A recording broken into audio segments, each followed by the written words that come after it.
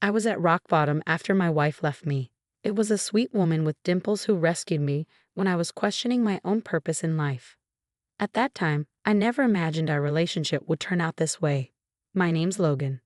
After graduating from college, I landed a job at a top-tier company. Typically, new employees would be assigned to a branch office near the headquarters after their training period, but I was assigned directly to the headquarters. The job was rigorous. Only good results were acceptable. Determined not to fall behind my seniors, I strived hard and rapidly improved my skills. I graduated from a prestigious university, always loved studying, and aimed for the top. Perhaps it was sheer luck that brought me this far. However, these two qualifications seemed to naturally boost my image. I'm fairly tall but have a pretty average appearance. Fashion isn't exactly my strong suit, but thanks to my credentials, I often got approached by women. My 20s went by in a whirlwind, with both work and personal life keeping me on my toes. After working at the company for several years, I was 30. Professionally, I didn't have any official title yet, but I felt I was on the brink of becoming a supervisor. On the personal front, I started dating someone a friend introduced during a night out, and just last year, we tied the knot. We moved into a reasonably spacious and stylish apartment with a great view, and were thoroughly enjoying our new life. With my salary, we were comfortable and considering our plans to have children. Due to the physical toll and future considerations, my wife chose to be a full-time housewife. Things at work were going smoothly, and every day I would return to a home where my wife was eagerly waiting. Everything seemed to be sailing smoothly, at least up to this point. Then, one day, a transfer notice came in. The new location was a rural branch office, quite the contrast from the bustling city I was accustomed to. The notice did mention supervisor, so it was undeniably a promotion. But having assumed I'd stay at the headquarters, I was visibly shaken. I headed home and broke the news to my wife, but there was no joy in the promotion for me. The first thing out of her mouth was, "Why such a countryside? What's going on?" I was told by HR that they needed my skills at the new location. Even after relaying this to my wife, she seemed far from convinced. Moreover, the new place would require a move. While my wife was struggling to come to terms with it all, we didn't have much time before the move. So we started looking for a new place to live and went for some viewings. Throughout the day, as we visited multiple places, seeing the town and the buildings, which looked like shabby apartments if we were in the city, her mood progressively soured. On a whim, we drove by the new branch office.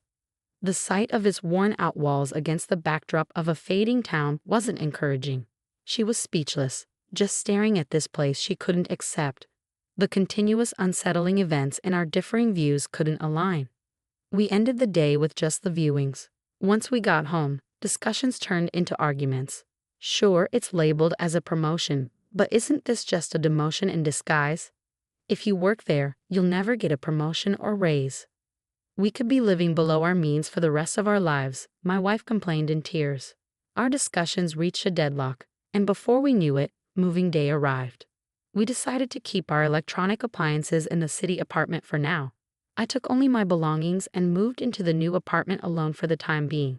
The plan was for my wife to visit during weekends to see how things played out. However, after several weeks, she still hadn't made peace with the situation, saying, "I can't live here. I can't have the life I want with a husband working in a branch office with a dubious chance at a raise. I don't want it." After being told that by my wife, we ended up divorcing. I guess it was inevitable. Time for a fresh start and to focus on my job. That was my mindset. But the weight of the word divorce hit hard. Often at work, my hands would stop and my thoughts would spiral. I remembered how homely my ex-wife was, how she always kept the house clean and had delicious meals waiting for me. Just hearing her cheerful welcome home would wash all the fatigue away. I thought I'd be fine living alone. But with the divorce, it's lonely and tough. Can't live the ideal life in the countryside. What was my worth after all? I sighed loudly, even though I was at work. Seeing my distress, some colleagues, feeling sorry for me, invited me out for drinks. "You're much more approachable than the previous supervisor. You're doing so well for someone so young. You're sharp and precise, just like when you were at the headquarters." Even some older colleagues were present, and they all refrained from bringing up the divorce, instead encouraging and praising me.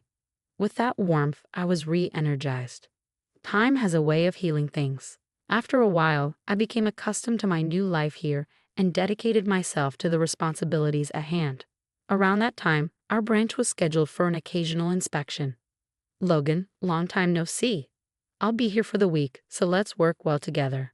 Hearing that familiar voice and turning around, I was met by Sarah, a former colleague from the headquarters. Though Sarah is younger than me, her fearless determination is well recognized, making her an adept career woman, especially in the field of inspections. She has the demanding task of traveling to branches nationwide, constantly on the move. Still, Sarah never complains and takes on her duties with unwavering stamina. I've always held her in high regard. Sarah, have you been well? I couldn't help but feel a sense of camaraderie. My voice grew louder with happiness. Oh, my apologies, I should address you as Miss Connor here, right? Given our current positions, Sarah now held a higher position than I did. After straightening up, I greeted her again, to which she replied with a playful chuckle. Don't be so formal. She then nudged me with her elbow just like she used to. When Sarah laughs, adorable dimples form on her cheeks. When it comes to inspections, everyone tends to get a bit tense, but thanks to Sarah's charming demeanor, the atmosphere always settles into a comfortable state, allowing everyone to work as usual. It's quite remarkable. That night, I decided to go out to dinner with Sarah. She was staying at a hotel nearby, and since she was planning on dining out, she asked for restaurant recommendations. Even though it was just the two of us having a meal, our conversation was mostly about work. In such a relaxed setting, we could discuss matters we wouldn't have time for at the office, making the time fly by fruitfully. As our meal and conversation neared their end, I noticed Sarah glancing at her watch. I'm sorry, we've been here quite a while, haven't we? We should probably head out. Your wife might be getting worried, said Sarah as she began to prepare to leave. Seeing the look on my face, she tilted her head in confusion. Well, the thing is, I then shared with her that I had gotten divorced. I went into the reasons as well, and as I spoke, Sarah listened attentively, nodding from time to time. She then casually remarked, with your capabilities, I'd expect you to be back at the main office soon. Surprised by her candid statement, I asked, what do you mean? Sarah responded, it's probably a temporary placement. Once you've turned this branch around, I bet they'll want you back at headquarters. Her tone made it sound like a given. I was curious about where she had gotten such information. Sarah chuckled and said, don't underestimate a woman's network. I was all ears, completely absorbed in the conversation. The distance from the city hustle, the divorce, and even though my duties might have been lighter than at the headquarters, perhaps my spirits had been down without me realizing. I had perhaps underestimated myself. Seeing this, Sarah laughed and said, do you even realize how talented you are? Your skills are well known at the headquarters. And of course, I'm aware too.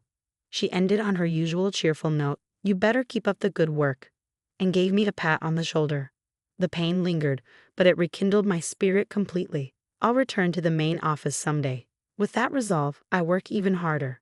Time flew by, and before I knew it, I was 35. Thank you, sir, one colleague said. I'll miss you. I hope to be just like you someday.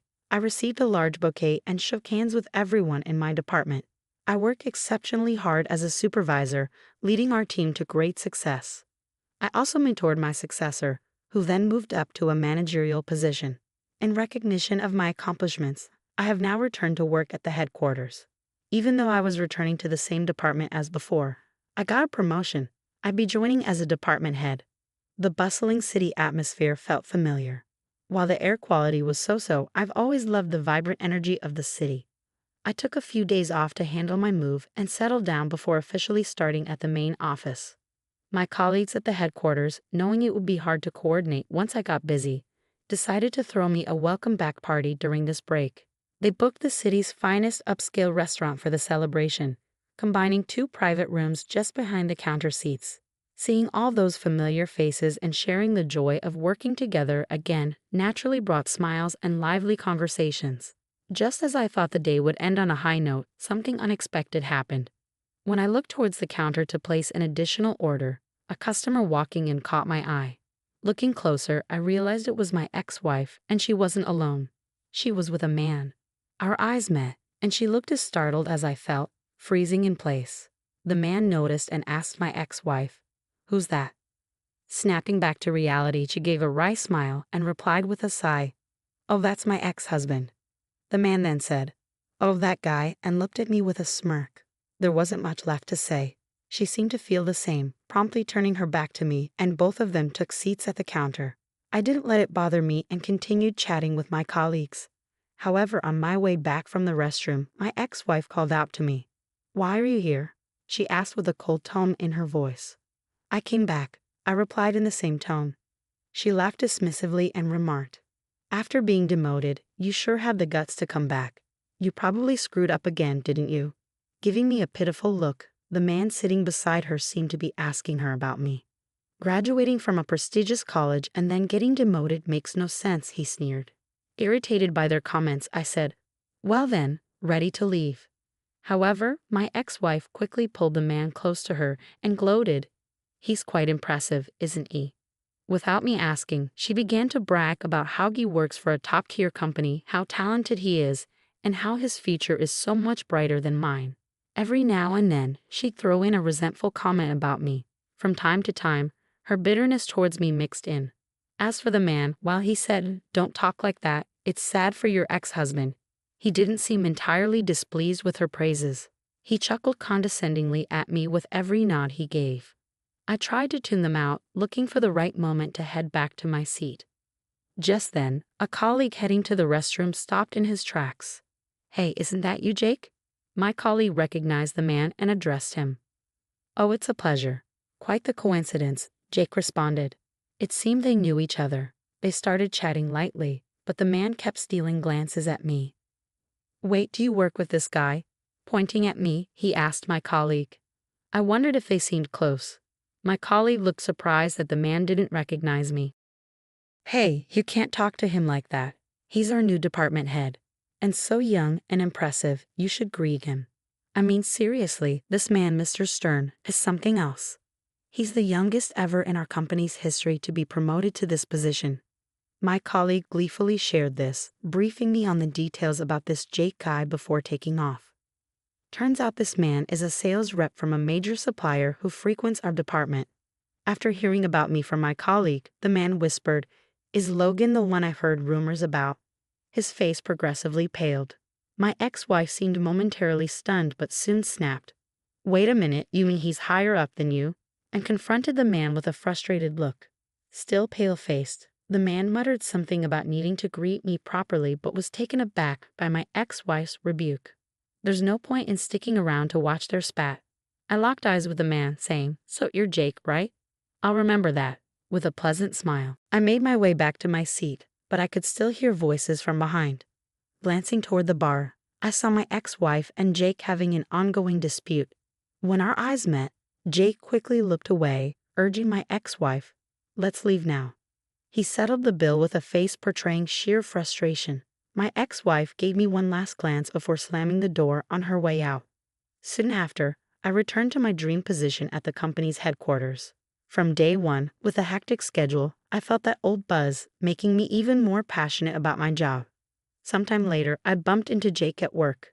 He immediately approached me, deeply bowing and apologizing for his rudeness that day. I told him I didn't mind at all anymore, but given his sincere regret, I offered, "Want to grab some coffee?" After a couple of sips, he let out a long sigh, finally appearing relaxed. We made small talk about work, but the conversation naturally shifted to my ex-wife. Apparently, they had a falling out. Whether it was her pride or something else, she ended up breaking things off with Jake. I couldn't help but be slightly baffled. Was she so set on snagging a well-educated, high-ranking man? I felt sorry for my ex-wife too. Even though she is beautiful, cheerful, and friendly with many good qualities, she seemed lost. Though Jake came off as a jerk that day, I'd heard from others that he's genuinely talented. I cheered him on, telling him to keep his head high. After work, as I stepped out of the office, my phone rang. The screen read Sarah. Before I could finish saying hello, Sarah started talking. "Hey, it's me. I'm coming back this Sunday." Her voice was as bubbly as ever. Since that inspection, Sarah and I had kept in touch. At first, our conversations were mostly about work. Sarah would often give me a piece of her mind, always offering emotional support. I think the reason I never gave up and aimed higher was probably because of her presence. "I know you better than anyone else. Have some confidence and just do it," she would say on the phone. Even though she's younger than me, it makes me laugh, wondering who's really the older one. Then on Sunday, I waited for Sarah at the JFK airport lobby. When Sarah saw me, her face lit up with a broad smile, and she hurried over. "I'm back," she said cheerfully, and Sarah hugged me. Being embraced in such a public place, I was taken aback and embarrassingly stuttered, "Welcome back." I tentatively put my arm around Sarah's back, not sure how to react in the situation. Then Sarah looked up at me with an expectant expression and said, "Don't you have something else to say?" I could feel everyone's eyes on us. It was hard to admit, but I looked at her and said, "I love you, Sarah." But she teased, "Is that all? Isn't there more?" Making a mischievous face and urging me to say more. I felt like my face was on fire, but I knew I had to say it now. So I gathered my courage and proposed to Sarah right there. As Sarah and I communicated frequently, we became closer. We both knew our feelings for each other were growing. But with Sarah traveling to various branches nationwide and having long overseas business trips, we hardly got a chance to meet. During this time, I once confessed my feelings over the phone, but she told me she wanted to hear it in person. In time, we officially got married and became husband and wife. "Hey, look, I found this adorable mug and just had to buy it." Sarah seemed to have sneakily hidden it among the moving boxes, intending to use it from today. She happily laid the two out side by side and smiled. The new apartment we got for our life together with Sarah has a high-rise view, making me feel even more motivated. She wanted to settle down and had expressed her wish to retire early from her job. But they didn't want to let go of such a valuable employee. After taking a short break, she decided to work part-time at the headquarters. As for me, my role as a department head keeps me extremely busy. It helps that Sarah understands my job. She's good at supporting me and has been a tremendous help. "Come on, put your back into it and have a great day."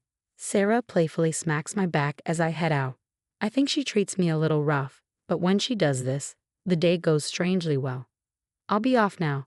Take care, Sarah," I tell her, and as I leave, I can't help but notice how her dimples make her smile even more endearing. Today, I have to keep working hard to ensure that smile never fades. I can't always rely on her support. This new chapter of our life is bound to be busy, but I remind myself never to take my wife for granted.